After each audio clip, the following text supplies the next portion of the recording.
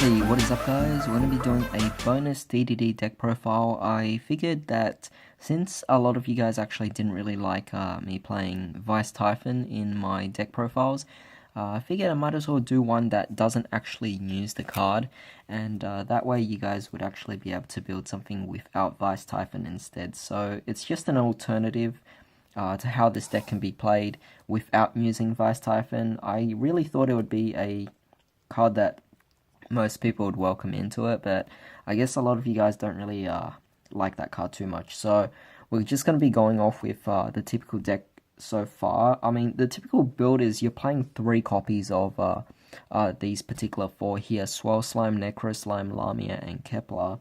And Thomas, you can alternate between 2 or 3. I am actually considering putting in a 3rd copy of this, but right now I don't have a 3rd copy. So 2 will do for now. Again, Ragnarok is just one of the key cards, so sticking with 3 on that. And we're playing 2 Copernicus, of course. I wouldn't really bother putting in a 3rd copy of it. I mean, 2 is more than enough. And I'm playing DD Ghost for this one, simply because we're going to be banishing a lot more in this particular style. Alright, so moving on to spell cards, we're going to be playing 3 copies of Dark Contract with the Gate, of course. We're going to be playing the 1 Swamp King. We're also going to be playing 3 copies of Allure of Darkness, the 1 Foolish, the 1 for 1, and we're going to be playing 2 copies of Called by the Grave. You could actually take out 1 Allure and put in a 3rd copy. I just don't have a 3rd copy, so yeah, don't tell me to play 3 copies. I definitely would in this particular build. It's just I don't have a 3rd copy just yet. We're actually going to be playing Soul Charge in this one because in this particular build we can actually be a lot more aggressive and a little more reckless, and I think Soul Charge is the card that would actually work out here. It's actually replacing Monster Reborn, so yeah, you won't see Monster Reborn in here. I'm playing Soul Charge over it. We're also playing a Sacred Sword of 7 stars. Now, we actually have a couple of level 7s in this deck. Obviously, yes, I have taken out Vice Typhon, but we do have Synchros that are actually, or cards in the extra deck in general that are level 7. So, Sacred Sword of 7 stars can just allow you to draw more cards alongside Allure of Darkness. We also have 5 copies of level 8s in our deck, so we're playing 2 copies of Trade in here. Simply, again, just to draw more cards right away. So, as you can see, you're already starting to see a big difference in the fact that we're just trying to draw out whatever we can, and we're just going for the biggest plays we can as possible with the Soul Charge as well. This deck is designed to be mostly first turn, but also has potential for second turn as well. We're playing 2 copies of Instant Fusion. I feel like this card's just producing a lot of instant cards that can actually just accelerate the deck and what you can actually do. Obviously, we'll get to the extra deck a little later on, but I definitely think that a lot of people ignore this card too much, and it actually has quite a bit of potential in DDDs. We're also playing 2 copies of Where Art Thou. We're playing plenty of level 1s here, and the fact that it says take 2000 damage, it's just going to work really well if you actually have D-Arc on the board. So, you know, it's not too bad if you just leave a D-Arc on the board and you're playing Where Art Thou. You'll just gain the 2000 instead. Of course, if you normal summon the card you added, then it's fine, you won't take anything. But the fact that it can work and synergize just slightly with DDDs definitely makes it interesting.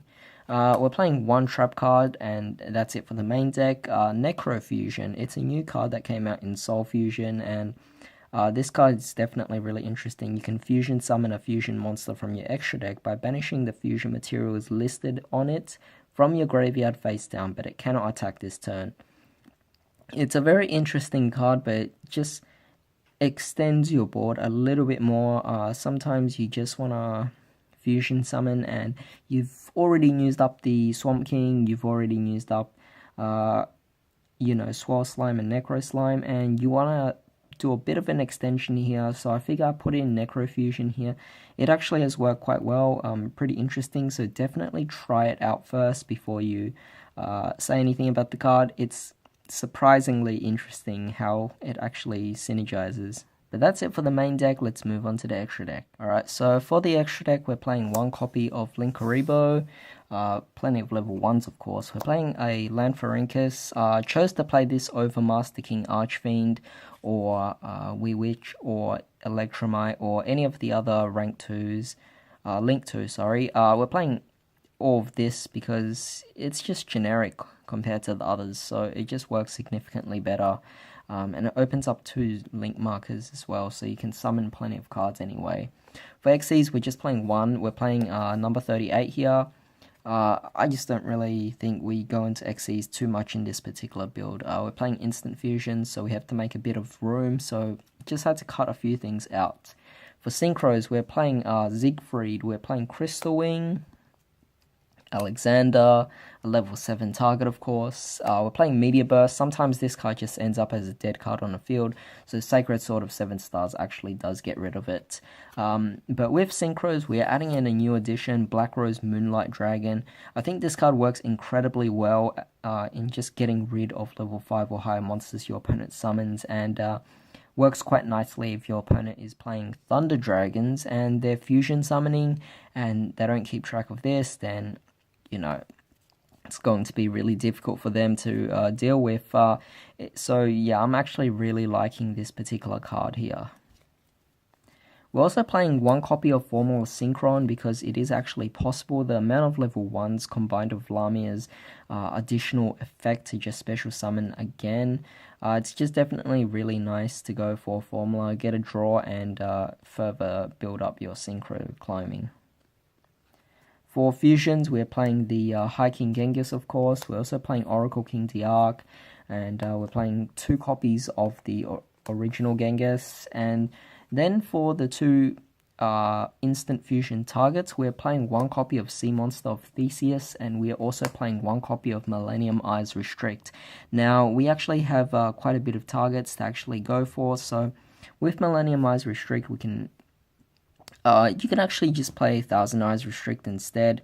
It's completely up to you there. Basically, it's just a way to take your opponent's monster, and this card also does the job. But right away, we can use this and go into a Linkuriboh, so it's no big deal when we bring this out. But of course, we also have Lamia, so tuning it with this will give you a Formula Synchron to draw a card as well.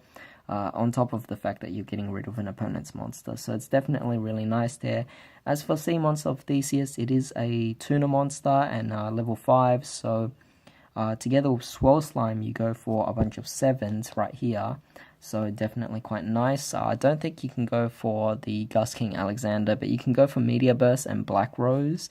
And of course, we can also combine it as well. So if we had a Swirl Slime and a Necro Slime on the board at the same time, and we have a Theseus, then together they make an 8, so you can go for a Siegfried here. That one requires a generic tuner, so it's definitely nice.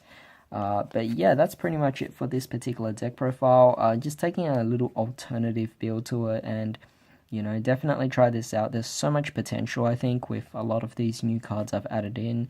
For example, Where Art Thou, or perhaps even Instant Fusion as well. It just provides so much different plays you can actually make with it. And, you know, sometimes you get a bit stale with the, you know, typical build, and you just want to try out something new, and this one definitely is a little rewarding for me. So yeah, hope you guys enjoyed this deck profile, and hope you guys have a great day. I'll see you next time.